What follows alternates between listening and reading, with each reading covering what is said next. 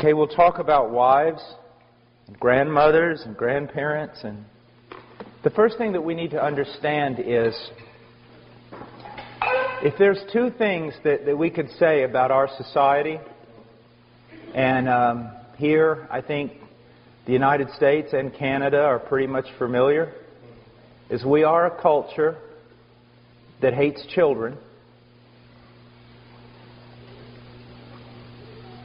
4,000 in my country a day are aborted. They're starting to build even restaurants that are child-free, resorts that are child-free, condominiums, child-free.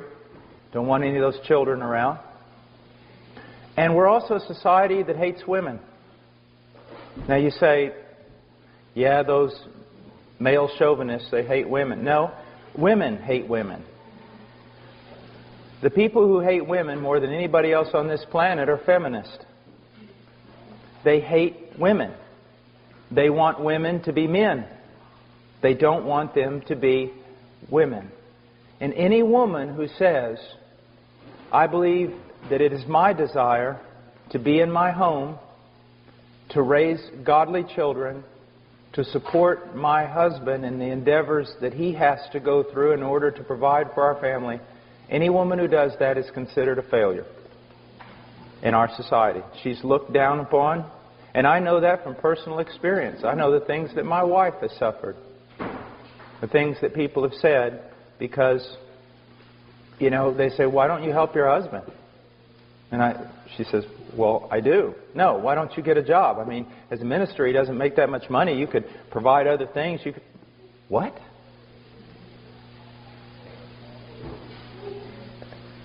Now, we're going to look at a few things that are very, very important.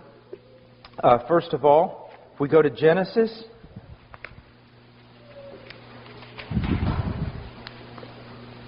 chapter 2.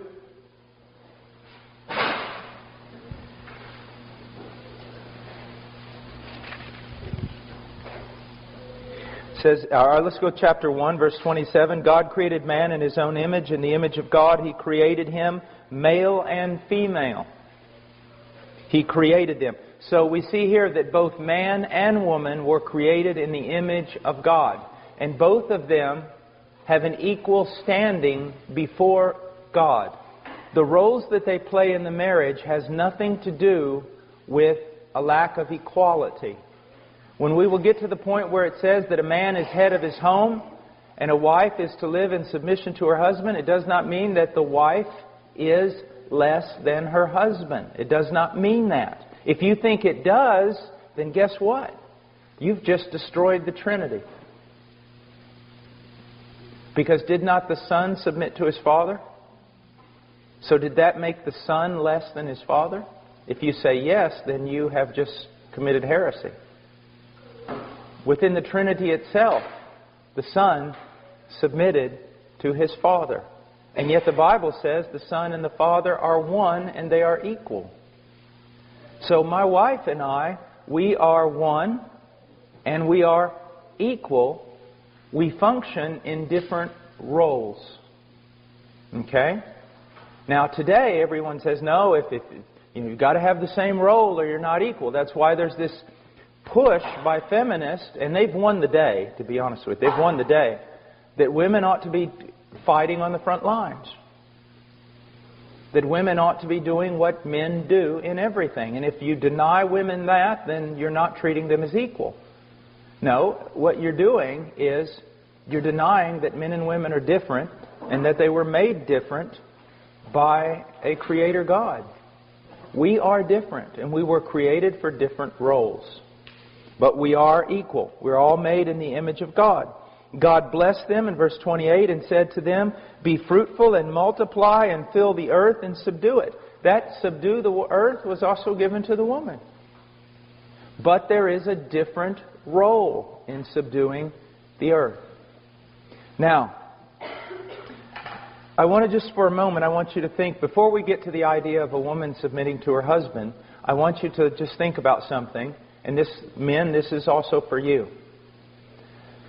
let's say that there is a woman who looks at the biblical command of a woman submitting to her husband, and then she looks over at her husband. He's a guy who works all the time, but he works all the time not necessarily to provide for his family. He works all the time, and then he's with his buddies, and then he's getting all kinds of things for his hobbies, and he's all about what he likes to do. And in doing all the things he likes to do with all his buddies, he's basically neglecting his wife and his children. And a woman looks over at that and says to herself, I got to submit to that? To a selfish boy who basically lives for himself? That can really make a woman bitter. Now, but if a woman looks over and sees a man, and imprinted upon his face is, hallowed be thy name, thy kingdom come, thy will be done. She can look at him and she can still become embittered. Why? Because he can say that and basically say the same thing. I got to neglect you and our children because I'm all about the kingdom of heaven. How many pastors' wives have become embittered because the husband has sacrificed his family for Jesus' sake? Okay? And that's amazing because Romans 12:2 says that the will of God is perfect. And what it means is this: you don't have to disobey some of God's commands in order to obey the other ones. So you don't have to disobey what God commanded you to do with your wife and children in order to obey Him in what He commanded you to do in the ministry. But if a woman looks over and sees a man, and the man is, thy kingdom come, thy will be done, hallowed be thy name, and he begins to live that out within his closest relationships, that he strives that the kingdom come in his wife in fullness of joy, and he strives that the kingdom come into his children, and the woman sees that he sacrifices friends, hobbies, everything else for the sake of blessing his family, then a woman looks at a man like that and goes, with a twinkle in her eye, and says, yeah, I can follow a guy like that, who is selflessly giving himself away to his family. Sure. Do you see, men, again, the responsibility of leadership? You're saying, well, you're talking about us again. We wanted you to yell at our wives for a while. But see, again, if you're going to be, you know this, some of you men are over other men. You have jobs that place you over other men. If those men that are under you mess up, the boss doesn't go talk to them, does he? He talks to you. Your men messed up. They're under your authority. You see? It's the same way. And so, you know, this is something that is extremely important. Now we get to verse 23 of chapter 2, and he says, and man said, this is now bone of my bones and flesh of my flesh. She shall be called woman because she was taken out of man. Now, even though I believe that there is a way in which we can say our children are of our flesh, if we want to be purist in the biblical language, we have to recognize man and woman, husband and wife, are one flesh in a deeper way than you could ever think about children. I am not of one flesh, as it says here, with my children. I am one flesh with my wife. Now, someone can think that they've been a wonderful mother even though they've been a failure as a wife, and that's not true. If you've been a failure as a wife, you've been a failure as a mother. Now, I have a friend in Peru who's very bold, and on Mother's Day, that's what he preached. He said he was bold. I said he was crazy. But the greatest thing that my wife can do for her children is to love her husband and respect him. Why should children respect their father when they see that the mother doesn't even respect their father? Now, so we're one flesh. It's the highest and most important relationship. And I am not a good father if I jump over the mother and dedicate myself to the children, which is very easy to do. Now, men, one of the things that, again, is very important is oftentimes, as men, we're usually a bit more independent. And so, And some of us very independent. So we think, I'm handling my spiritual life. I'm an adult. My wife ought to handle her spiritual life too. Well, even though your wife may be very godly, she was not created for that. She is a woman who can grow before the Lord in her own right without us. That is true. But she was also made to grow with us and under our guidance and under our example. And when we neglect that, we are neglecting something that's very, very important. The fact that men and women were made by God to be different. Now, why did He make us this way? Because marriage is not ultimately about marriage. Marriage is ultimately about us representing the relationship between Christ and the church. Can the church grow independently of Christ? No. Women were created to grow with their husband, with the help of their husband, under the tutelage of their husband. That does not mean he lords it over her or he knows more than her. But she was just made for that reason. You leave her alone or think that she's strong and can make it on her own, which is oftentimes my sin, and you're going to mess up the whole thing of what God is wanting to do. Okay? Now, we go on and let's go ahead now and go to Ephesians 5.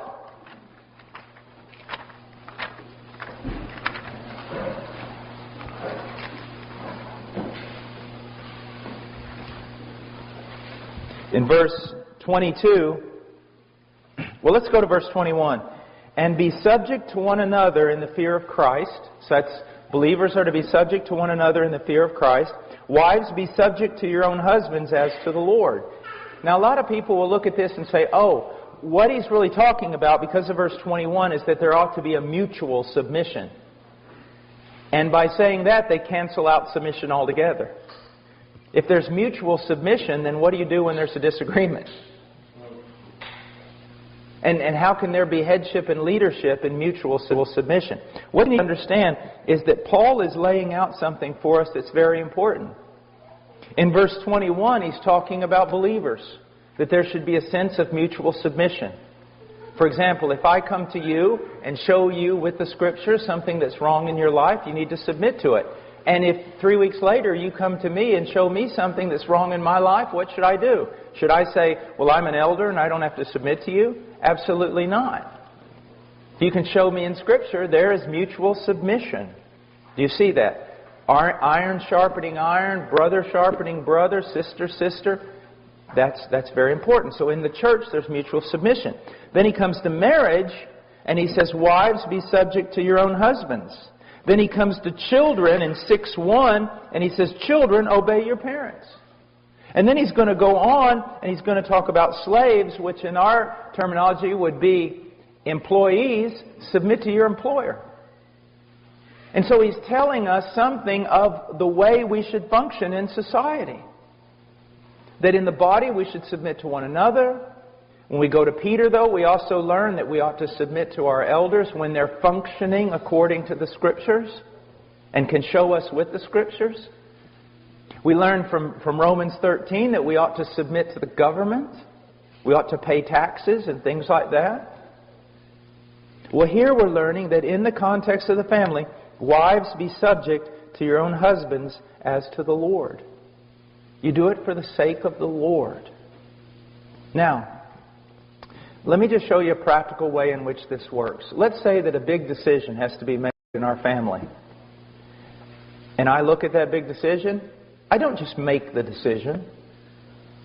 Say, well, I'm the boss. No. What I do is, my most trusted counselor with decisions regarding my family should be my wife. So we have to make this big decision. I go and talk to my wife. I want to hear what she has to say. And if we're in agreement, bam, okay, let's make the decision. If we're not in agreement,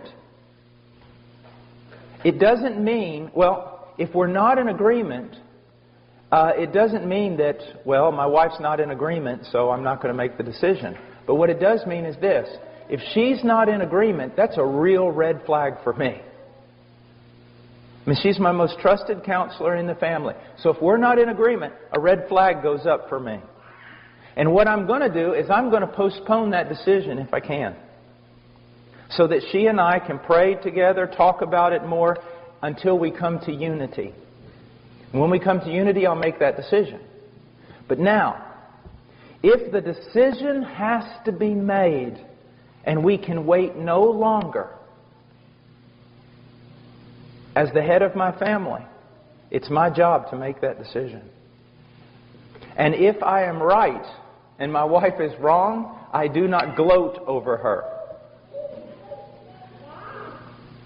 And if she is right and I'm wrong, she does not gloat over me, ladies. Dear sisters, there's something that you need to recognize. Your husband is going to be judged more severely than you. When he's wrong, you should not gloat over him. You should be brokenhearted, because he's going to be called to account for the wrong decision he has made. You need to be praying for him. His is a fearful, fearful job. Even though he may not know it. Even though your husband may just make decisions nonchalantly because he really hasn't learned the fear of the Lord, you need to pray that he does. And when he makes a wrong decision, you really need to be a blessing to him. It's a hard thing. It's a very hard thing. It's a dangerous thing. To whom much is given, much is required. Now, I want you to notice something here. It says, wives, be subject to your own husbands. And then, in the end, in verse 33, it says, nevertheless, each individual among you also is to love his own wife, even as himself, and the wife must see to it that she respects her husband. Now, it's interesting here that it doesn't say that wives are supposed to love their husbands. It says they're supposed to submit to them and respect them. And it's interesting that here it doesn't say that husbands are to submit to and respect their wives, but they are to love their wives. Now, that does not mean that husbands are not to respect their wives, or that women aren't to love their husbands. That's not what it means. But it does tell us something that's very interesting. I do not need my wife to call me 3 times a day and say, honey, I love you. I don't need her to send me flowers that says, I love you. I mean, I'm sorry, I just don't need that. I don't. What do I need? I need my wife to respect me. That's what I need. As a man, I'm made different than a woman. I need my wife to respect me. The whole world. I can wake up one morning, and sometimes with the internet I feel like I do, and every person in the world standing outside in my yard with down with Paul signs. Paul should die. Paul's a false prophet. Paul's this. I mean, I get everything you can imagine. That really doesn't affect me. What does affect me is when my wife, when I feel as though she does not respect me. That kills me. It takes all the strength out of me. You want your husband to be strong? Respect him. Honor him. Now, here's an interesting thing. But it does say that the husband should love his wife. What does the wife need? Constant reminders of that she's loved.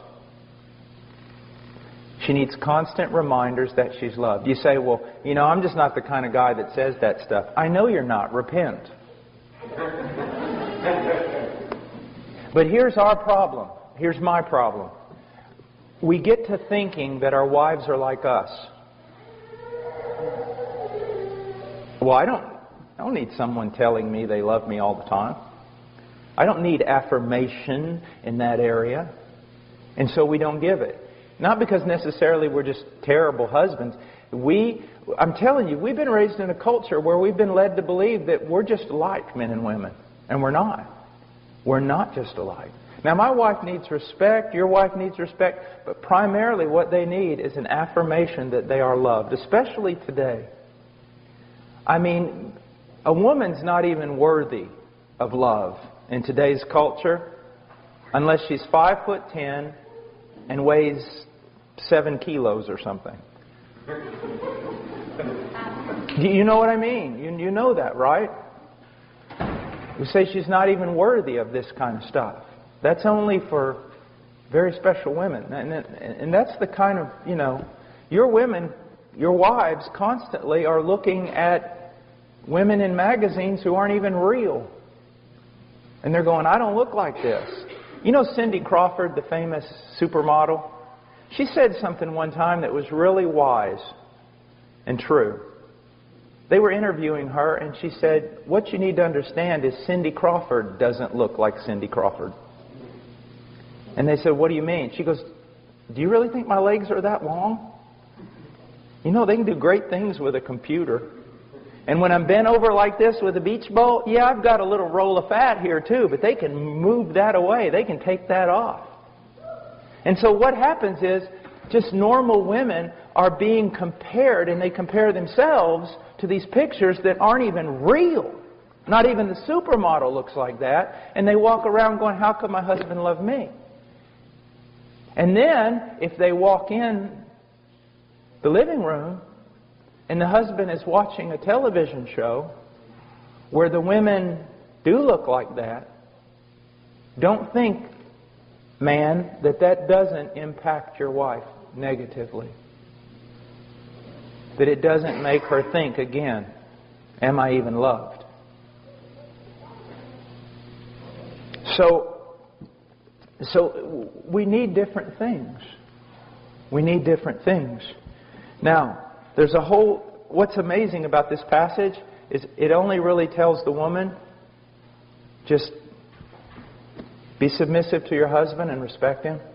And the whole chapter is about men and how they're supposed to die to themselves and love their wives as Christ loved the church. So, again, we see that the greater responsibility is where? It's upon the woman. Upon the man. It's upon the man. Now, I want us to look over, like I said, this is so full of truth. It's unbelievable.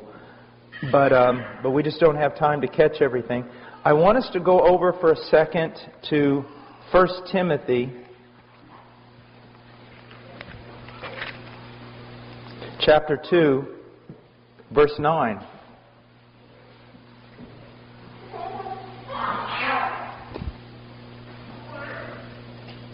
Likewise, in verse 8, Paul says, therefore I want men in every place to pray, lifting up holy hands without wrath and dissension. All right, now notice, men are prone towards wrath. Impatience, anger, fighting, dissension, this type of thing. Then he goes on, he says, I don't want that out of you. I want you lifting up holy hands. I want you living a life of prayer. I want you to be in unity in your prayer. But now he goes to 9, he says, likewise, I want women to adorn themselves with proper clothing, modestly and discreetly, not with braided hair and gold or pearls or costly garments. Whoa. Well, hold on there. And this is something, I'm going to be very honest with you, that my wife and I have been, we've really been struggling with this. Not that we don't want to obey it. We want to make sure we know what it means. Because what does it mean? Because we've been given some terms here, and they're not, we almost look at this and say, why didn't you give us more? Give us a rule. Give us, something that we can just follow. But I want you to look at some things. I want you to see, first of all, likewise I want women to adorn themselves. Now, he wants women to adorn themselves. Okay? So adornment's not bad. But that adornment, we're going to see, is in verse 11. In verse 10, it's good works, godliness, a quiet and submissive spirit. Now, but let's go on. He says, I want women to adorn themselves with proper clothing. That tells me that there is clothing that's improper for a Christian woman. All right? I mean, that's just logic. There is clothing that is improper for a Christian woman. Now, he says, the clothing must be modest. Modest. This is a very important. It's literally proper clothing with modesty is the way it goes in the original text. So with modesty. My wife has a really good thing that she says, and she goes, if your clothing is a frame for your face from which the glory of God is to shine, it's proper. If it draws attention to your face. If your clothing draws attention to your body, to outline it, to make it noticed, then it's sensual. It's sensual. What you're doing is wrong. Now, I want to step off for just a second. Women, you need to understand something. Men are not as dumb as you think they are. My wife and I have a friend in Illinois, and she's a very pretty lady. Very pretty. And if she walked in that door right now, every man in this room, if he turned and saw her, this is what they would say. Well, that's a very pretty lady. That's a very elegant lady. That's a beautiful lady. And that's what they would think. But ladies, there are also women that aren't half as attractive as that lady I just described to you, either in their face or in their body. And they could walk in that door, and the moment every man heard the door open and he looked over there, if he was a godly man, he would have to go like this. Because it's not beauty. It's sensuality. And even though you can't exactly write down the rules and put it all on paper, when you see it, you know it. There is a difference between beauty and sensuality. And God is not against beauty. He is against sensuality. In Philippians, we are told to think on things that are excellent, that are noble, that are just, that are right, that are true. The way a woman carries herself and the way she dresses ought to promote the following types of words: modesty, discretion, wisdom, beauty, elegance, refinement, but not sensuality, luxury, extravagance. You know, extravagance, ladies, is when your husband wants you to take off your earrings so he can make them into lures to catch northern pike.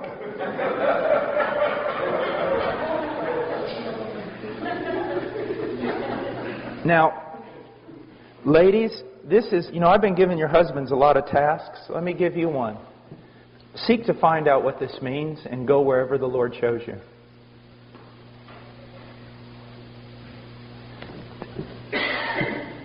There is nothing more attractive than a woman who has this look of wisdom and discretion and nobility and simplicity. Simplicity. It's just a simple beauty about her. Now, I was teaching in Romania, I guess it was about 2 years ago, and I was at a university. I think it was Brașov, University of Brașov, I think, or something.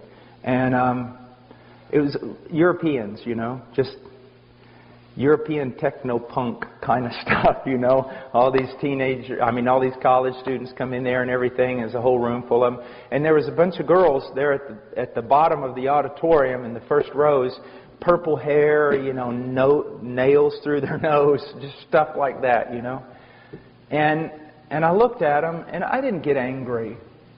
It just really broke my heart. You know, you just look at these little girls, and you think, oh, Lord, you know, where is their father? What's happened? And this is what I did. I looked at them and I said, how many of you have seen the movie Pride and Prejudice?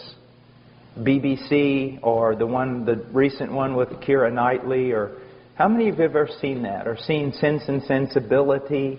You know, those two movies. And most of them went, you know, I have. And I said, after you saw that movie, those movies, did you feel sad? Kinda? And a lot of them went, well, yeah, I did. Come to think of it, when I saw those movies, I felt sad. And I said, do you want me to tell you why? And they said, sure.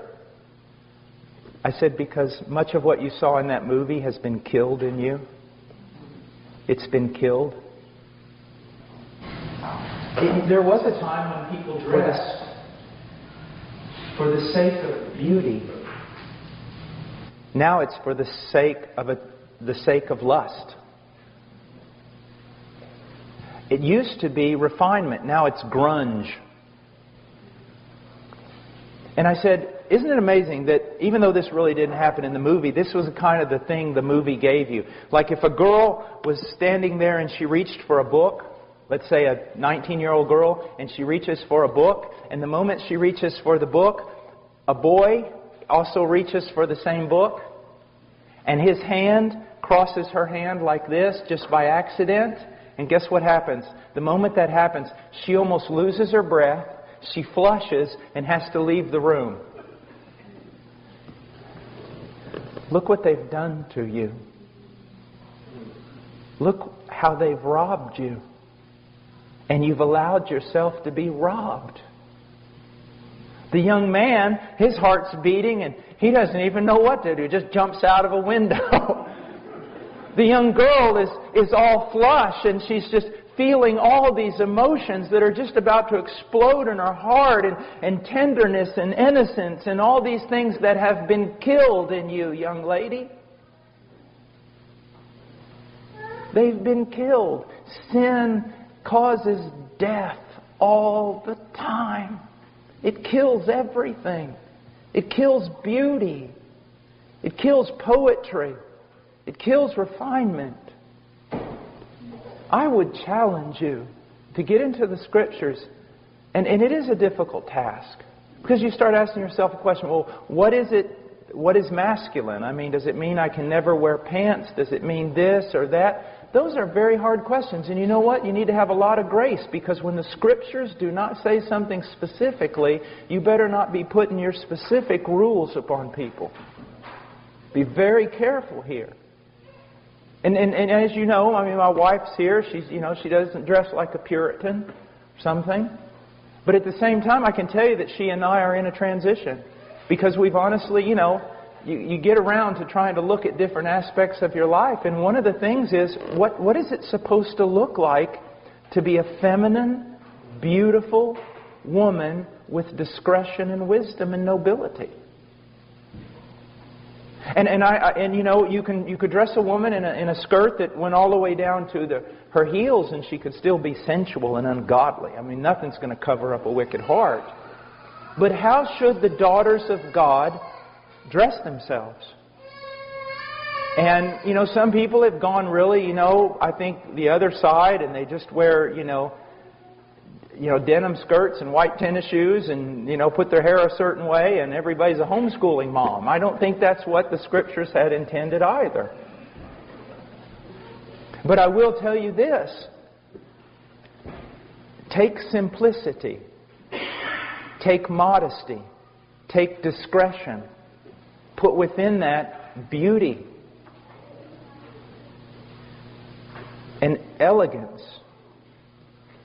Throw away from it all sensuality and luxury and extravagance, and try to find, where does the Lord want you to be? And I'll tell you this, just as a man.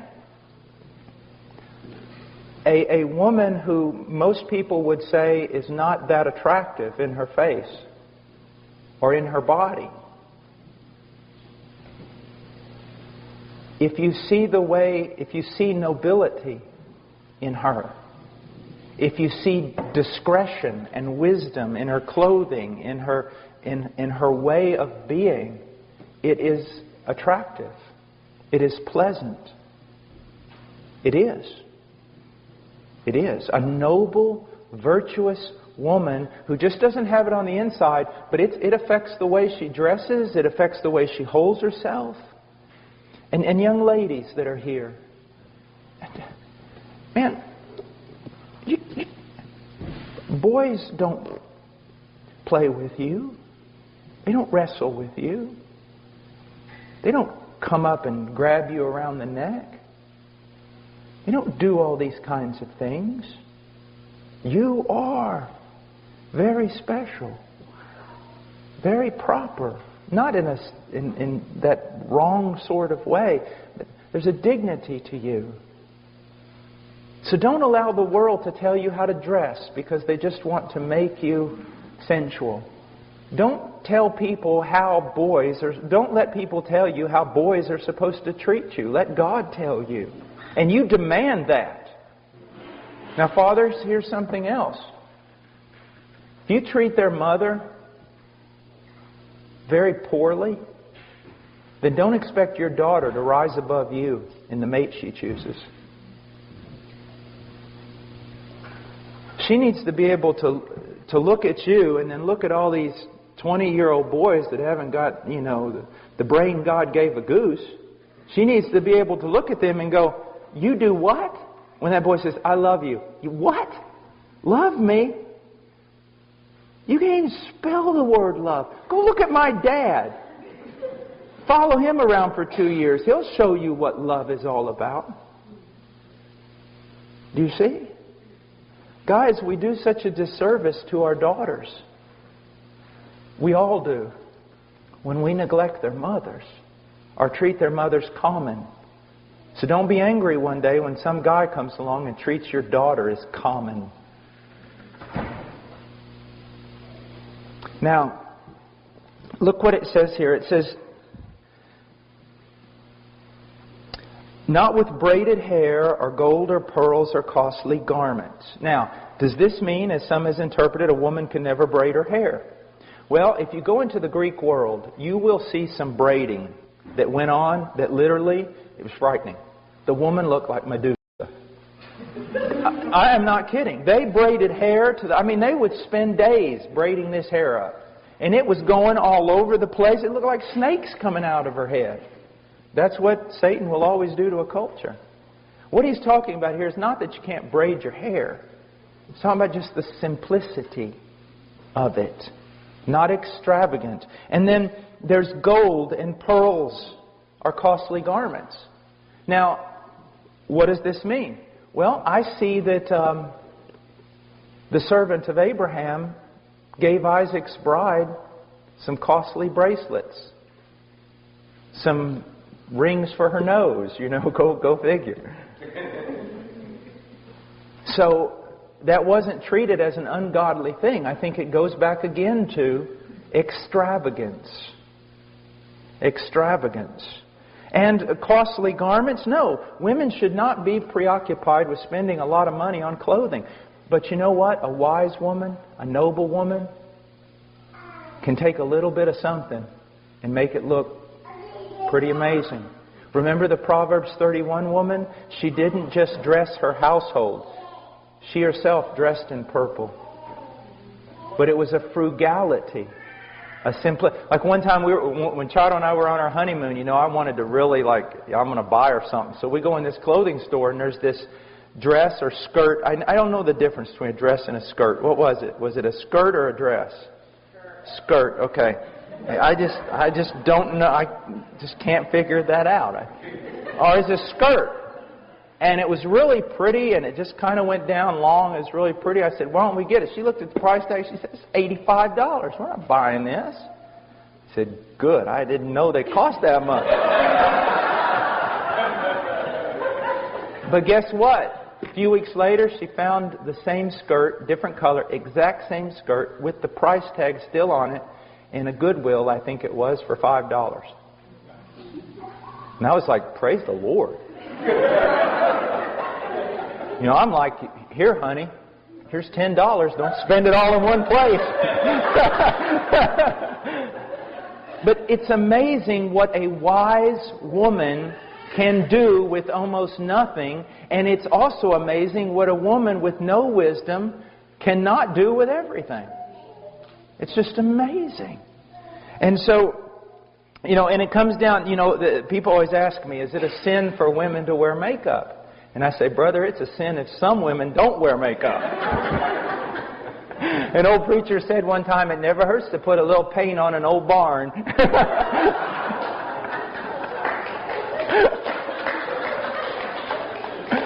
But now here's the point again. You can see when a woman uses makeup and there's discretion. And you can see another woman that looks like she just lost a paint gun war. You know, and that's just what it comes down to. And then there needs to be a lot of grace when you make your decision. I remember one time I'd preached in Romania and God had really moved and saved a bunch of people and the meetings were all extended. And then the next year I came back and I brought my wife. My wife had some little earrings in and things like that. And this Romanian woman walked up and she goes, Brother Paul, you preach power of God in your life. How could you be married to a woman like this? And I was like, I'm stepping back because there's going to be a fight. And my wife was so wise. She got her in a headlock and pounded. No, I'm just kidding.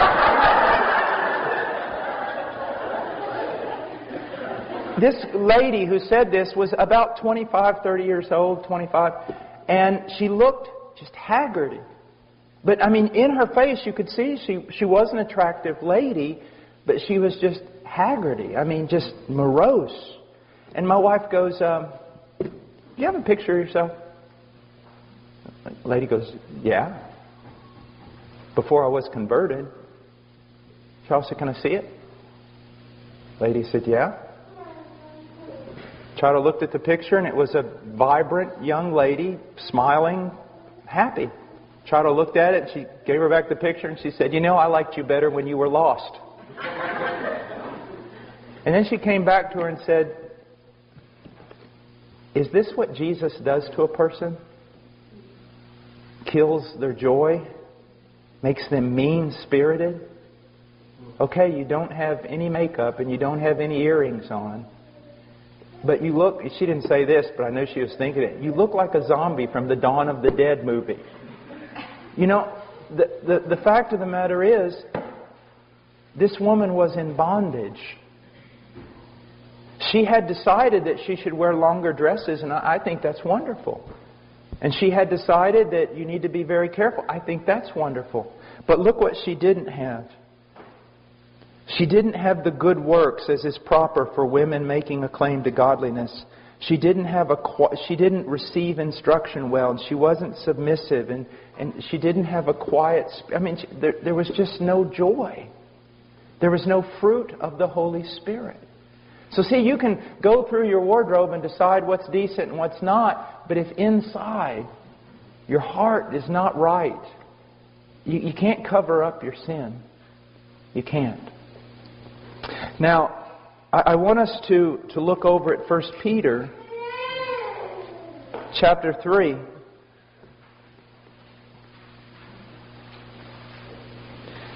Verse 1, in the same way, you wives, be submissive to your own husbands, so that even if any of them are disobedient to the word, they may be won without a word by the behavior of their wives. I want to tell you something. This makes me laugh. You think God isn't all wise? God, look what He says. He says, if any of them are disobedient to the word, He said, wives, they may be won without a word. How do women seek to change their husbands? With their tongue, with their words, isn't it? I've even seen women, husband, I'm telling you, you are going to be the leader of this home. Now get up and lead. And I'm going to tell you how. I mean, just fighting with their husbands constantly. You are not going to change your husband with your tongue. You're going to change him with your behavior. Let me give you an example. I come home from work, and it's been a bad day. And I'm thinking about only one thing. Me. All right? And I deserve it. I have suffered all day working in the mission. Things have gone bad. I've had to fight the devil, hell, and everything else. And I'm coming home, and things need to be right. And I come home, and they're not right. Now, usually my house is clean, and usually there is food ready and everything else. But I come home this particular day, and it looks like Godzilla came through my house. And I say, honey, what's the deal? I mean, I'm out there fighting the devil all day, and I'm supposed to come home to an orderly house. And she spins around and looks at me with a fire in her eyes that would make a grown man run back to his mom. And she starts, what do you mean coming in here? You don't know what I've got to deal with. And you out there all day hey, doing this. And yeah, you went to lunch. Yeah, and you did this. But I'm stuck here and I'm homeschooling. And the moment she does that, it's the fight is on. Now, I know none of you ever deal with anything like this. But the fight is on. And guess what? Both parties are justified in their own mind. They are totally justified. And no one is ashamed for their ignorant, foolish, ungodly actions. But now, let's replay it. And I come home and I'm still all about me. King me. And I come home, the house is messed up, and there's no food, and Rowan is crying, and all these things are going on. And I say, look, I mean, I'm out there all day preaching the gospel, doing things. At least I could come home and have a little peace. I'm making this up because I never do things like this. And my wife turns around and she goes, Paul, I am so sorry. Some sisters, one sister has, I've been on the phone almost all day trying to figure out a problem with a sister in the church, and Rowan is sick, and I've just had to let things go. And I'm sorry, just give me time and I'll get things in order. When she does that, this is what I do.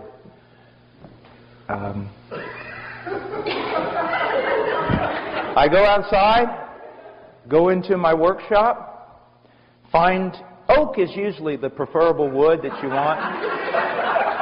But hickory also is a good wood to use. And you take it with both hands like this, and then you go wham, wham, wham, wham. And then you crawl back into the house and you ask for forgiveness. Look what she's done. She couldn't beat me with her words, but she beat me with her behavior. She heaped burning hot coals on my head with her godliness. Do you see that? Now, men, it's the same way. Man, if we could ever get a brother to come up here. He teaches on marriage in Norm Wakefield. And he was teaching me one day, and he said, Paul, when I'm preaching, and God's really moved or something's happened, and I drive home, he said, I'm preparing myself because I know when I open that door, I am hoping my wife will realize I've just come from a tremendous week of battle and that she'll meet me at the door and just be a blessing. He said, Paul, I know it's usually not going to happen. I know some things are going to be going on. Now you can say it's the devil, that the devil's got my whole house upset and my wife's going to open the door and she's going to be immediately telling me problems. She's going to ignore my needs and everything else. And he said, but it's not the devil so much as it is God.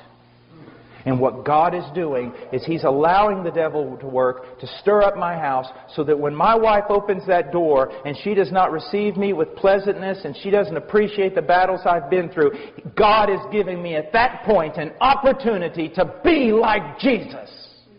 To love like Jesus. You see that? So see, it goes both ways. Now let me give you an illustration. If you go to Europe, one of the things that you always got to see are castles. I mean, they're just unbelievable. Well, there's something unusual about castles. The front door of a castle is like really big on the first floor. I mean, it's huge. I mean, 25 guys walking abreast can go through that door. It's a big door. What's amazing, you go up to the second floor and the stairway is about this big. And the door at the top is like this tall, like this big. You're like, man, if that wasn't an architectural oversight, why did they do that? Well, here's the way. Here's the reason. Let's say that there's a bunch of people in the castle, and they're in there locked up because there's an army, a gigantic army outside the castle. Well, that gigantic army, it storms that door, the first door, and 25 men leaning against that door, and they push it in, and here comes the whole army, floods into that first floor. And let's say there's only 10 people in that castle. But the army's 300 men. And they've just busted through the door. All the people in the castle, the 10 people, they run up that narrow stairway. Now here's what you need to understand. That stairwell is so narrow that it just takes one man with a lance at the top of that thing to hold off an army of 300 men. Because all 300 of them can't get up there. Only one at a time. I just described your marriage. Women, your husband is sitting in his castle. And he's just having a good old time. He's sitting in his lazy boy chair. He's watching football. Or a hunting program. And you have had enough. All right? So you storm the castle door. And what does he do? He does what every man ought to do. He runs. He runs straight up those stairs. I like what one man said one time. There's these 3 men and they're all talking about, my wife, she submits to me, and my wife submits to me. And this other guy goes, you guys are a bunch of wimps. When my wife talks to me, she gets down on her hands and knees. They said, really? Yeah, she gets down on her hands and knees, and she looks under the bed where I'm hiding, and she says, are you going to come out and fight like a man or stay there all day?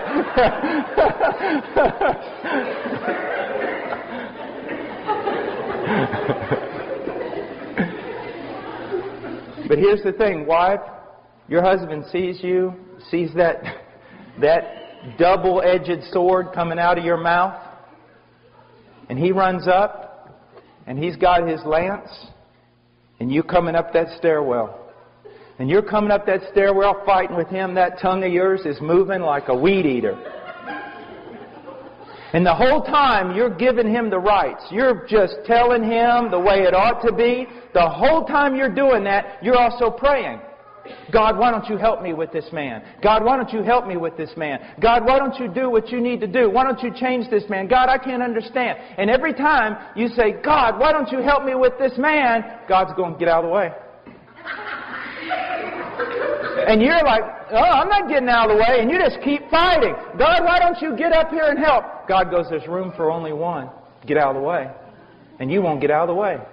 Because you'd rather just wag that big dangerous tongue of yours than you would get out of the way. I thought about writing a book. I'm still thinking about writing a book to wives on how to act in such a way so that God will kill your husband. I'm just afraid it'll be a bestseller and we'll have a lot of men dying. But you remember what God says in Romans 12, give place to the wrath of God. Get out of the way. It says, don't deal with your enemies. Don't fight fire with fire. If someone does evil to you, don't do evil back. Just get out of the way. And what God is telling a woman is this. Continue in your godliness. Continue in your quiet spirit. Seek to honor Him as much as you can. And call out to me. And I will be your help in the day of trouble. God changes people. And this works the same way with husbands. Except more so. Husbands, you are called. The wife is never really called to be an example to her husband. But the man is called to be an example to his wife. You want your wife to change? Be an example. Be an example. And brothers, you know, I hate teaching this because it just points out my own errors. But I'm not teaching it because I live it perfectly. I'm teaching it because it's true and I need to hear it every day. And so do you. And ladies, it's the same thing. So do you. You need to hear this. He says, without a word, by the behavior of their wives, as they observe your chaste and respectful behavior. Again, look at this. Your adornment must not be merely external. And the word merely in Greek is not there. But he's saying your adornment must not be external, braiding the hair and wearing gold jewelry or putting on dresses. You know, this comes out of, in a sense, of Proverbs. A woman without discretion, even a most beautiful woman without discretion, is like a gold ring in a pig's snout. And young guys, listen to me. Do not... If you are led into marriage because of the sensuality of the girl, you will hate yourself in the end. You will hate yourself. But if you're led into it by her virtue, her intelligence, her godliness, you will find a mate for life. Now, he says, but let it be the hidden person of the heart with the imperishable quality of a gentle and quiet spirit, which is precious in the sight of God. Women, I've seen women, act like street brawlers. Come on, you want to fight? Is that all you got? No, that's not the way they're supposed to be. A gentle and a quiet spirit is the thing that will most disarm your husband.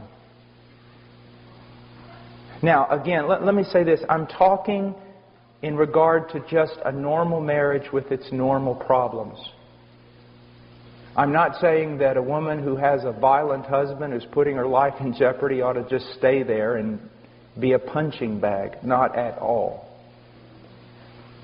And the pastors and elders should not just stand there and say, you need to go back to your husband. They need to protect this woman. She's a daughter of God. They need to treat her as their own daughter.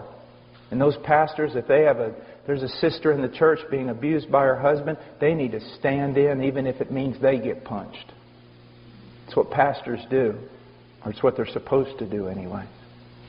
Just find it amazing how many pastors will send women back to a horrible, abusive relationship and tell them to do the will of God and do nothing to protect them. Jesus never called us to that kind of absurdity. But in a normal relationship with our normal problems, just getting mad over nothing like most of us do. Now,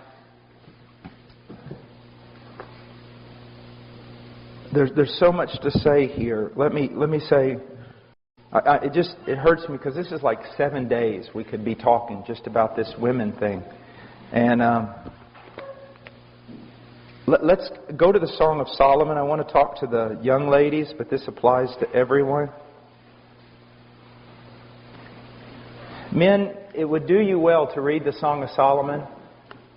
It would do me well because of all the beautiful things that is said here that to us seem just too goofy. But it's just because as men we're just so hardened. Look at the things that are found in the Song of Solomon. Verse 1 of chapter 4, how beautiful you are, my darling, how beautiful you are. Verse 7, you are altogether beautiful, my darling, and there is no blemish in you. All these types of things that are said that I fail to say. Because again, I think my wife is like me. Now, I want you to just look at something from the Song of Solomon again. Look at verse 9. You have made my heart beat faster, my sister, my bride. You have made my heart beat faster with a single glance of your eyes. There was a time when that was true. There was a time, guys, when you acted like peacocks strutting around just to get your wife to look at you. You saw that she looked at you and you almost fell over backwards. It's just like with the Lord, isn't it? When we first met the Lord, and if He showed us anything in His Word, we were so excited we didn't even know what to do. And now He shows us things we don't even want to hear. There's something terrible about being in a relationship when it turns common. Now, another thing I want you to look at here in verse 9. He says, you have made my heart beat faster with a single glance of your eyes, with a single strand of your necklace. Now, you say, Brother Paul, what does that mean? Well, first of all, let's look at it as with Christ and the believer. He says, you're altogether beautiful, my darling. Why? Because He shed His blood for her and cleansed her. Notice that He did not die for a perfect bride. He died for a soiled one, and He made her perfect. Husbands, that's a good thing, isn't it? It's a very good thing. Also, husbands, you think your wife doesn't love you like she should? Guess what? It's your fault. You say, why is it my fault? Listen to what the Bible says. We love Him because He loved us. It's not that we loved Him, but that He loved us. And because He loved us, we now love Him. That's the relationship between a man and his wife. A husband and a bride. The church loves Jesus, the church loves Jesus because Jesus loved her first. And the church was won by that love. Isn't that amazing? And he says, you have made my heart beat faster with a single glance of your eyes, with a single strand of your necklace. Here's the problem. She's a shepherd girl. Shepherd girls don't have necklaces. So look at what's going on here. Jesus looks down at His bride and says, you're beautiful. The necklace you have is beautiful. What you're clothed in is beautiful. And guess what? Everything she wears and everything she is clothed in came from Him. So He gave her her beauty. Now, same way, we give our wives their beauty.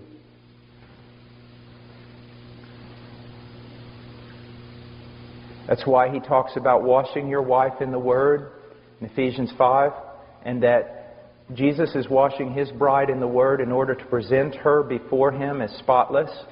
If a husband is not satisfied with his wife, it's his fault, because it's his job to wash her in the Word so that she becomes more spotless and more pleasing to him. It's just like when you invest in your son and he says basically nothing. I said, well, what'd you expect? When we invest little in our wives, we shouldn't demand much from them. Have you ever heard the story about the 8-cow wife? I love this story. This man in Africa, if you want to get a wife, you got to kind of pay for her. You got to give her dad a bunch of cows or chickens or whatever. Well, this one man, he had this daughter, and she wasn't very pretty.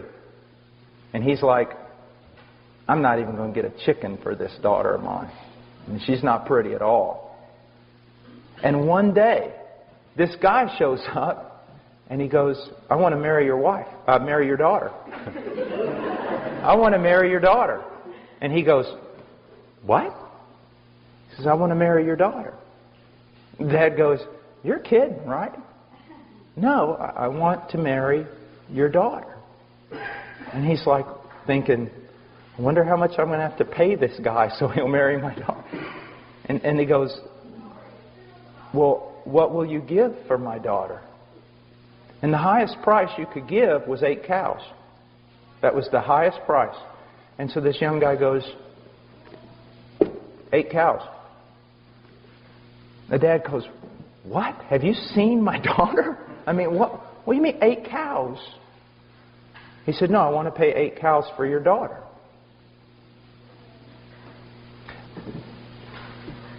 And so he did. And it was the talk of the town. The talk of everybody.